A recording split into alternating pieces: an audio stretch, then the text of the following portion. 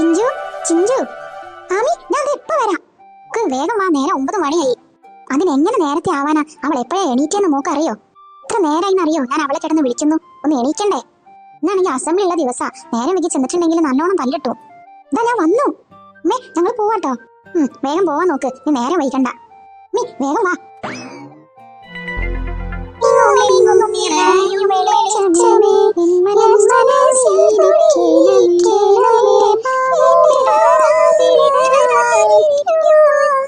ചിഞ്ചു, അങ്ങോട്ട് നോക്കി അസംബ്ലി തുടങ്ങിയിരിക്കണേ. ഇപ്പൊ എന്താ ചെയ്യാ? ടീച്ചറെ ഒന്ന് തല്ലി കിട്ടുമെന്നാവോ? ഈയേ വേഗം ആ പിറകിൽ ലൈനിലോട്ട് കയറി നിൽക്ക്. ഇൽക്കാലിപ്പോ ആരും കണ്ടിട്ടില്ല. പ്രിയപ്പെട്ട വിദ്യാർത്ഥികളെ, ഒരു പ്രധാനപ്പെട്ട കാര്യം പറയുവാനാണ് ഇന്ന് നമ്മൾ ഈ അസംബ്ലി ഇവിടെ കൂടിയിട്ടുള്ളത്. ഒരുപാട് നാളായി നിങ്ങൾ ആഗ്രഹിക്കുന്ന ഒരു കാര്യം തന്നെയാണ് ഇന്നിവിടെ പറയാൻ പോകുന്നത്. ആരും ശബ്ദം ഉണ്ടാക്കരുത്. നമ്മുടെ സ്കൂളിലെ ഈ വർഷത്തെ 10 ദിവസത്തെ സമഗ്ര ശിക്ഷാ ക്യാമ്പ് നാളെ മുതൽ തുടങ്ങുകയാണ്. അപ്പോൾ ഓരോ കുട്ടിയും അവനവന് ആവശ്യമായിട്ടുള്ള സാധനങ്ങൾ വീട്ടിൽ നിന്നും കരുതേണ്ടതാണ്. പരമാവധി എല്ലാ കുട്ടികളും ക്യാമ്പിൽ പങ്കെടുക്കണം. പറ്റാത്തവർ നിങ്ങളുടെ ക്ലാസ് ടീച്ചറിനോട് വിവരം പറയണം. നിങ്ങൾക്ക് നിങ്ങളുടെ നിത്യജീവിതത്തിലും അതുപോലെ പഠനാവശ്യങ്ങൾക്കുമെല്ലാം ആവശ്യമായ ക്ലാസ്സുകളാണ് നടക്കുന്നത്. അതിനിടയിൽ നമുക്ക് കുട്ടികൾക്ക് രസകരമായിട്ടുള്ള ഒട്ടേറെ പരിപാടികളൊക്കെ പ്ലാൻ ചെയ്യാം. അപ്പോൾ ബാക്കി കാര്യങ്ങളിൽ നിങ്ങളുടെ ക്ലാസ് ടീച്ചർ നിങ്ങളെ അറിയിക്കും.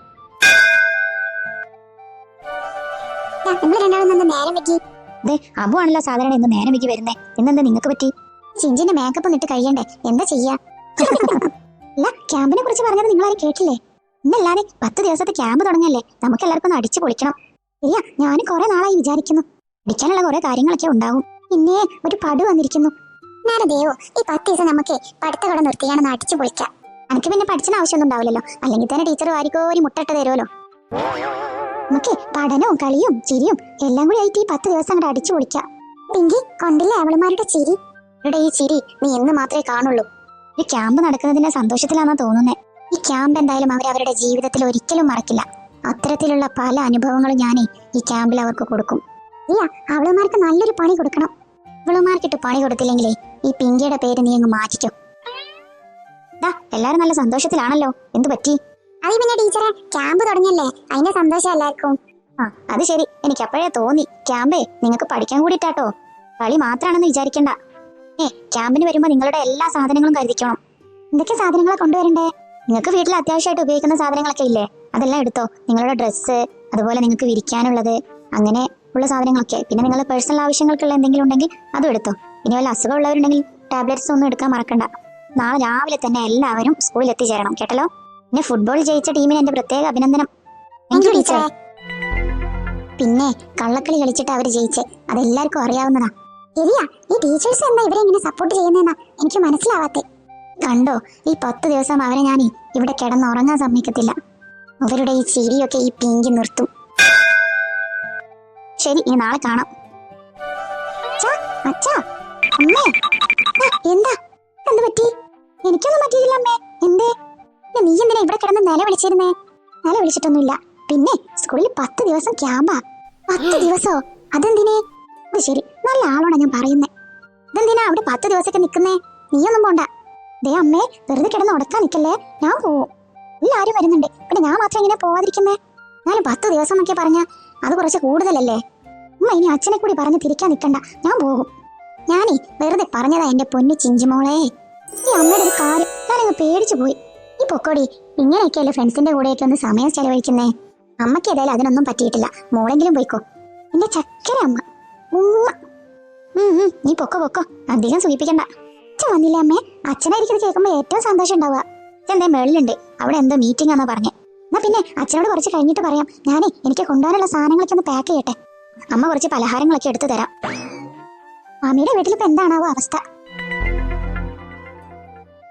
ഇല്ല സുബേറെ, ഈ ജെത്ത് ഭർത്താനായി പറയേണ്ടത്. അനക്ക് വന്ന് തീരെ റുസൂറും കൂടി ഇല്ലാതേക്കൂലേ? അല്ല, മോളെ പറഞ്ഞിട്ട് പറ്റ പ്രശ്നം എന്നാരെ സുബേറെ? ഒന്നിനാത്രം പോകുന്ന പെൺകുട്ടികൾ അങ്ങനെ 10 ദിവസം അവിടെ പോയി നിൽക്കാനേക്കല? ഇതിനുമ്മ ഓള് സ്കൂളിലേക്കല്ലേ പോണത്, അല്ലാതെ വേറെ ഒടുക്കും പോകുന്നല്ലോ.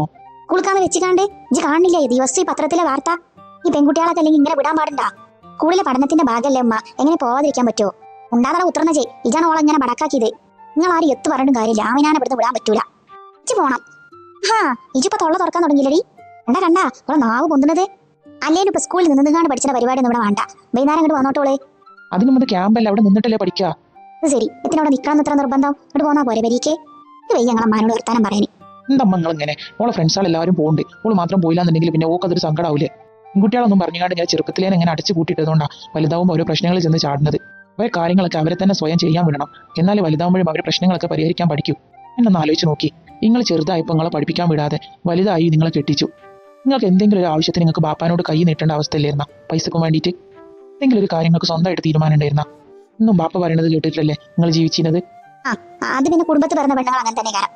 എന്ത് കുടുംബത്തിൽ പറഞ്ഞ പെണ്ണുങ്ങളുമാ? നിങ്ങൾക്ക് ആ കാര്യത്തിൽ വിഷമല്ലിരുന്ന? ഉണ്ടോ ഇല്ലേ? നിങ്ങൾക്ക് സത്യം പറയാൻ പറ്റുമോ? ചെറുതായിട്ടൊക്കെ നമുക്ക് വിഷമമുണ്ടേനും.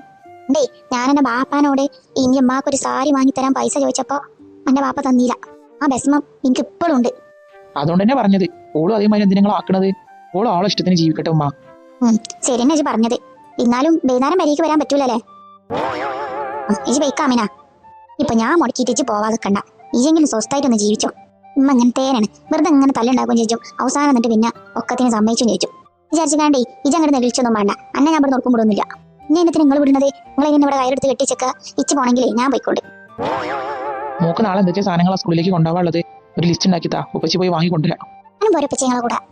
എന്നാ പിന്നെ കുട്ടാപ്പിനെയും കൂട്ടിക്കോ. ആയിക്കോട്ടെ.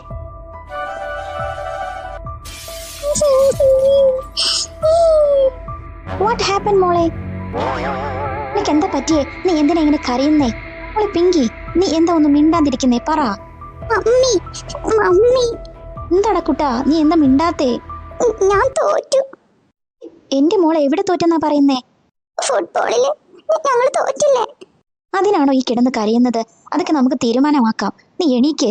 ഇല്ല, എനിക്ക് ആ ചിഞ്ചുവിനെയും ജായിനെയും തോപ്പിക്കണം. അതാണോ ഇത്ര വലിയ കാര്യം? ഈ മമ്മി ഇല്ലേടി നിന്റെ കൂടെ? നീ എന്തിനാ ഇങ്ങനെ കിടന്ന് കരയുന്നേ? എനിക്ക് അവരൊന്നും ചെയ്യാൻ പറ്റില്ല. എല്ലാവരുടെ മുന്നിലും നാണം കെട്ടു. ഡോണ്ട് ക്രൈ മോളെ, ഡോണ്ട് ക്രൈ. ഇങ്ങനെയുള്ള മണ്ടന്മാരോടൊക്കെ തോറ്റു വന്നിട്ട് ഇവിടെ നിന്ന് കരയാനാണോ നിന്റെ മമ്മി പഠിപ്പിച്ചേ? ഹാപ്പി ആയിട്ടിരിക്കെ, നാളെ ക്യാമ്പ് തുടങ്ങുകയല്ലേ? അതെ മമ്മി, നാളെയാ ക്യാമ്പ് തുടങ്ങുന്നേ. ഈ ക്യാമ്പിലെ 10 ദിവസം അവർക്ക് ഉറക്കമില്ലാത്ത രാത്രികളായിരിക്കും. അതിനുള്ള വഴി ഈ മമ്മിയുടെ കയ്യിലുണ്ട് മോളെ. എന്ത് വഴി? അതൊക്കെ ഞാൻ കാണിച്ചു തരാം, നീ നിക്ക്. ഇതിനുള്ള സാധനങ്ങളെ എന്റെ കയ്യിലുണ്ട്. ചിഞ്ചു, നീ കരുതിയിരുന്നോ, നിനക്കുള്ള പണി വഴിയെ വരും. പിങ്കി, നിനക്ക് സാധനങ്ങൾ പാക്ക് ചെയ്യാൻ ഈ ബാഗ് എടുത്തോ. കൂടെ ഈ സാധനങ്ങളും ഇതിലിട്ടോ. എന്ത് സാധനങ്ങളാ മമ്മി? അയ്യോ, ഇതൊക്കെ എന്താ? എടി മണ്ടി, നീ അവളുമാരെ ഇതുകൊണ്ട് പേടിപ്പിക്കേ. എങ്ങനെയാണെന്നൊക്കെ ഈ മമ്മി പറഞ്ഞു തരാം, നീ അതുപോലെ അങ്ങ് ചെയ്താ മതി. പ്രേതങ്ങളുടെ മുഖംമുടി കണ്ടാലേ നിന്റെ ചിഞ്ചുവല്ല അവൾ അപ്പം വരെ പറ പറക്കും. മമ്മി, ഇത് നല്ല ഐഡിയയാ. എനിക്ക് എന്തുകൊണ്ട് മമ്മിയോട് ആദ്യം തന്നെ ചോദിക്കാൻ തോന്നിയില്ല? പിങ്കി, നിനക്ക് ഈ മമ്മിയെ കുറിച്ച് എന്തറിയാം? മോളെ, മമ്മി പപ്പ. അയ്യോ, അങ്ങനെ ഞാൻ ഇത് കണ്ടാലേ ആകെ പ്രശ്നവും. എന്താ ഇവിടെ ഒരു ചർച്ച രണ്ടുപേരും? നീ എന്താ ഇതുവരെ കിടന്നുറങ്ങില്ലേ പിങ്കി? ഇല്ല പപ്പ, എനിക്ക് ഉറക്കം വന്നില്ല. നാളെ ക്യാമ്പല്ലേ, അപ്പൊ അതിന് പോവാനുള്ള സാധനങ്ങൾ പാക്ക് ചെയ്യായിരുന്നു. അത് ശരി. പിന്നെ മോളെ ശ്രദ്ധിക്കണേ, 10 ദിവസത്തെ ക്യാമ്പാ, നന്നായിട്ട് പഠിക്കണം കേട്ടല്ലോ. യോ പപ്പ, അത് കണ്ടെന്നാ തോന്നുന്നേ. എന്താ പിങ്കി ഇതൊക്കെ? അത് പപ്പ, അത് പിന്നെ അവൾക്ക് സ്കൂളില് നാടകമൊക്കെ ഉണ്ടെന്ന് പറഞ്ഞിരുന്നു ടീച്ചർ. അപ്പൊ അതിന് വേണ്ടിയിട്ടുള്ള മാസ്കാ. ഞാനങ്ങ് പേടിച്ചു പോയി. ഇത്ര ഹൊറർ ആയിട്ടുള്ള നാടകമാണോ മോളെ സ്കൂളിൽ നടത്തുന്നേ?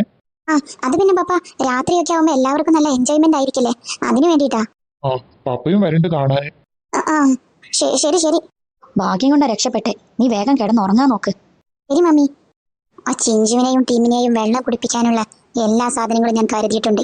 നീ ഒരുങ്ങിയിരുന്നോ ചിഞ്ചു?